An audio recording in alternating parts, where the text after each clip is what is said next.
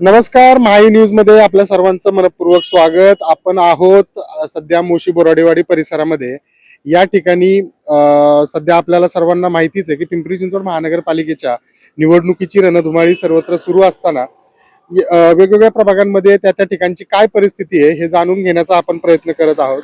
आणि मोशी बोराडेवाडी परिसरातील अत्यंत जुनी आणि सर्वात जुन्या सोसायट्यांपैकी सर्वात मोठ्या सोसायट्यांपैकी एक असलेली रिव्हर रेसिडेन्सी, ज्याच्या प्रवेशद्वारावरती आता आपण आहोत. या ठिकाणी रिव्हर रेसिडेन्सीमध्ये राहणारे काही नागरिक, काही सहकारी आपल्या सोबत आहेत. आपण त्यांच्याशी चर्चा करणार आहोत. नक्की एक सोसायटी धारक म्हणून त्यांच्या काय भावना आहेत आणि या निवडणुकीच्या एकूण वातावरणामध्ये त्यांचं काय म्हणणं आहे आपण जाणून घेऊया.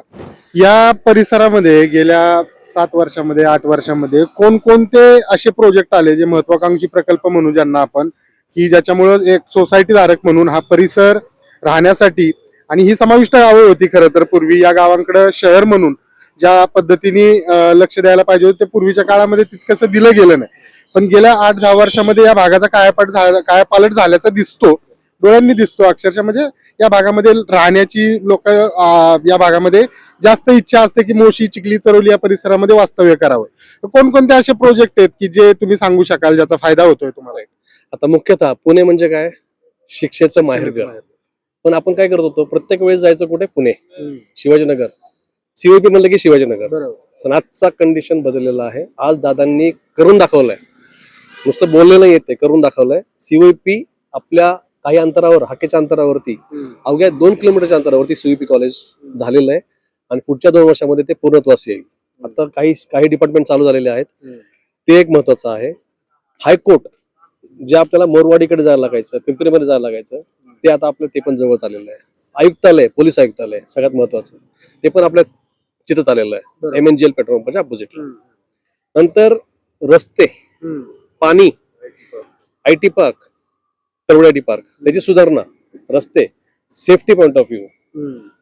8-10 वर्षापूर्वी तळवडे पार्क मध्ये रात्री 8च्या नंतर जाण्यासाठी घाबरत होतो, का तर चोऱ्या माऱ्या व्हायच्या. ते आता होत नाहीयेत, गेल्या 10 वर्षापासून थांबलेलं आहे. का तर त्याला एक सक्षम नेतृत्व आलेलं आहे आपल्या प्रभागासाठी, किंवा आपले एक खंबीर नेतृत्व, आपले आमदार, दमदार आमदार महेशदादा लांडगे आणि त्यांचे सहकारी, मुख्यतः या भागातले राहुलदादा जाधव, निलेश शेठ बोराटे, सारिकाताई, आता सुजाताताई येत आहेत, आणि निखिल शेठ बोराटे. यांचं प्रत्येक क्षेत्रामध्ये तेवढंच योगदान आहे जे आपण आज बघत आहोत स्वतः. रस्त्या बाबतीमध्ये आम्हाला कधीच काही बोलावं लागलं नाही. दादांना फक्त एक फोन, इमिजिएटली काम झालं. आता आपण जिथे उभारलोय ह्या ठिकाणी रस्ता झाल्यानंतर आम्हाला अडचण आली होती, गाड्या घासायच्या, लेडीज पडायच्या, का तर खड्डा होता. त्यांनी एका फोनवरती हा पूर्ण लेवल करून दिलेला आहे, पाणी थांबतं. सगळ्यात महत्वाचं उदाहरण म्हणजे STP प्लांट. आणि जसं मनोज साहेब बोलले आमचे, की पाण्याचा खूप मोठा प्रश्न होता. मागच्या 2 वर्षांमध्ये आम्ही इयरली 80 लाखाच्या आसपास प्रत्येक वर्षी टँकरला खर्च केलेला आहे. मागच्या 3 महिन्यामध्ये इतका चेंज झालेला आहे की मंथली 7 लाख ते 8 लाख टँकरला बिल जाणार जे जात होतं ते आता 2 लाखावर आलेलं. कमी झालं, ठीक आहे, कमी झालंय. 100% कमी होणार नाही, कारण ज्यावेळेस टेक्निकल प्रॉब्लेम असतो त्यावेळेस टँकर शिवाय पर्याय नाहीये. आता आमची दादांना आणि पुणे पॅनलला ही रिक्वेस्ट आहे की आम्हाला टँकरची पण गरज लागू नये. आम्हाला आमच्या नेचर पार्क पाण्याचा प्रश्न काय, विहीर अप्रुव्हल देऊन विहिरीचं काम करून दिलं तर अख्खा, आमची रिव्हरच नाही साहेब, अख्ख्या एरिया मधल्या लोकांची तहान भागली जाईल. कारण प्रश्न वाढत जाणार आहे, पाण्याचा थांबणार नाहीये. सोसायटी वाढतात, लोकसंख्या वाढते, तसाच प्रॉब्लेमही वाढतात.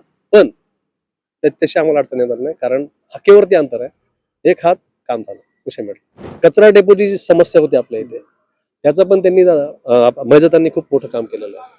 कचऱ्याचं विघटन करून त्याचा वीज निर्मितीमध्ये ट्रान्सपरन्सी देऊन वेस्ट टू एनर्जी प्रकल्प आणला गेला. सगळ्यात महत्वाचा पहिला 8-10 वर्षापूर्वी हायवेला जाता येता नाकाला रुमाल सोडा सर, मास्क लावून, डबल मास्क लावून जायला लागायचं. आता तशी कंडिशन नाही आहे. आता कचरा डेपोपासून जरी तुम्ही गेले ना तरी वास नाही येणार, इतके डेव्हलपमेंट आहे. मग आणखी डेव्हलपमेंट काय पाहिजे? आणि आपले हिंदू धर्मरक्षक छत्रपती शंभू महाराजांचं स्मारक, सर्वात उंच स्मारक जगातलं सर्वात उंच, ते आपल्या पिंपरी PCMC मध्ये ते करून दाखवलंय आणि त्याला तोड नाहीये. वाजपेयी गार्डन हे पण किती सुंदर केलेलं आहे. त्याची पण तेवढीच जोड आहे. पिंपरी चिंचवडकर म्हणून खरंच समाधानी आहात सर तुम्ही? नाही, समस्या 100% आहेत. जशी जशी लोकसंख्या वाढणार आहे तशा समस्याही वाढणार आहेत. त्या फक्त विषय कुठे येतो, ज्यावेळेस आपले लोकप्रतिनिधी त्या समस्या सॉल्व्ह करण्याचा प्रयत्नच करत नाहीत, त्या ठिकाणी अडचण येते. पण तुमच्या सांगण्यावरून तसं वाटत नाही. मला एकच बोलायचं आहे, समस्या भरपूर असतील, समस्या तुमच्या घरी असतात, माझ्या घरी असतात, पण महेश दादांसारखे आज जो नेता हिंदुत्वाच्या या मुद्द्यावर खंबीरपणे उभे आहेत. आज आपण बघतोय पिंपरी चिंचवड असो, पुणे असो, मुंबई असो, खूप ठिकाणी लव्ह जिहाद, लँड जिहाद हे मुद्दे खूप आपण रोज एखादी न्यूज बघत असतो. समस्या खूप असतील, तुमच्या घरी असतील, माझ्या घरी असतील, प्रभागात असतील, पण जे दादा एक असे नेतृत्व आहेत जे ज्यांचा हिंदुत्वाला खूप म्हणजे खूप सपोर्ट आहे. आणि आज आपण बघतोय छत्रपती संभाजीनगर असो, अहिल्यानगर असो, पुणे असो, PCMC असो, सोलापूर असो, मुंबई असो, खूप ठिकाणी आपण लँड जिहाद, लव्ह जिहाद ह्या प्रकरण बघतोय. खूप असे प्रकरण आपल्याला आपल्या डोळ्यासमोर येतात. विषय समस्याचा नाहीये. महेश दादांच्या नेतृत्वामध्ये आम्हाला महत्वाचं आहे ते सेफ वाटतं. दादा आहेत म्हणून आम्ही सेफ आहोत, ही एक आम्हाला या गोष्टीचा खूप खूप अभिमान आहे. विरोधकांकडून असा आरोप केला जातो, जो आपल्या परिसरामध्ये कुदळवाडी भागामध्ये गेल्या काही महिन्यांपूर्वी देशातली सर्वात मोठी अतिक्रमण विरोधी कारवाई केली गेली आणि त्यावरून अनेकदा महेशदादांवरती टीका केली जाते की कुदळवाडी आणि ह्या परिसरावरती अनेकांना बेघर केलं, अनेकांचे संसार उघड्यावर आले वगैरे. त्याबद्दल काय सांगाल, का केली असेल नक्की ती कारवाई? तर या ठिकाणी ज्या काही आजूबाजूच्या ज्या काही सोसायट्या आहेत, तर आजूबाजूच्या सोसायट्यांमध्ये ते कुदळवाडीमधून जे काही जे काही कोटिंग म्हणता येईल किंवा बाकीचे वेगवेगळे द्रव केमिकल याच्यावरती प्रक्रिया व्हायच्या. म्हणजे समजा एखादा प्लेटिंगचा पार्ट आहे, एखादा लोखंडाचा पार्ट आहे, त्याच्यावर कोटिंग करायचं आहे, तर कोटिंग करत असताना वेगवेगळे केमिकल्स प्रयोग केला जायचा आणि ते जे त्याचा प्रयोग करून जे काही सांडपाणी वगैरे आहेत त्या सांडपाण्यामार्फत ते पाणी इंद्रायणी नदीमध्ये जायचं, त्यामुळं नदी फेसळायची. हा झाला एक मुद्दा.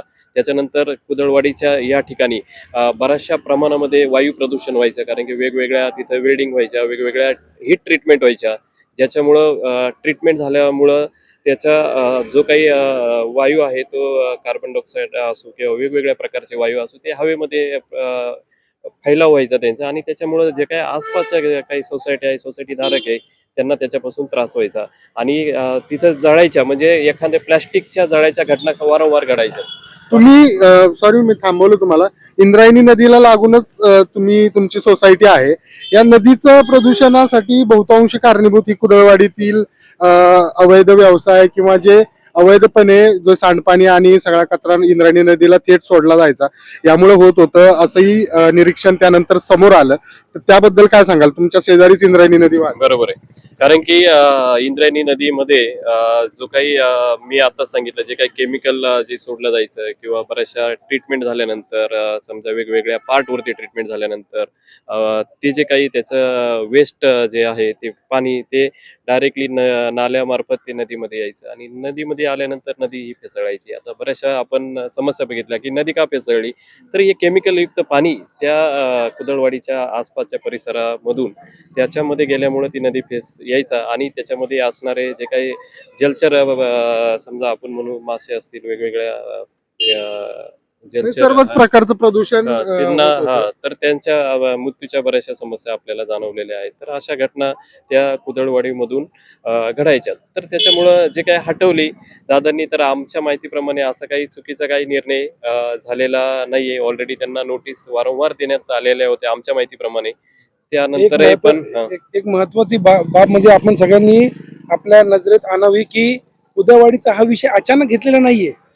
कुदळवाडीचा हा विषय 10-15 वर्षापासून वर्षामध्ये 15 ते 20 वेळा आग लागायची आणि आजूबाजूच्या रहिवाशांना खूप त्रास होता. का? जेव्हा ती आग लागायची ते सगळे हजारडस्ट वेस्टची आग लागायची, त्याच्यामुळे तो खूप लोकांना त्रास व्हायचा आणि प्रशासनाने त्यांना खूप नोटीस दिला की तुम्ही हे सगळं बंद करा, पण रूल्स अँड रेग्युलेशन कोण फॉलो करत नव्हतं, त्याच्यामुळे झालंय. आपण एकंदरीत दादांना पॉइंट करून कुदळवाडी हटवण्यात आली असा तो विषय येतच नाही ना. कारण की खूप वर्षापासून हे विषय चालूच होते. लोकांना त्रास, आजूबाजूला त्रास, ध्वनी प्रदूषण असो, वायू प्रदूषण असो, पाणीचं प्रदूषण असो, सगळे प्रॉब्लेम होतेच ना.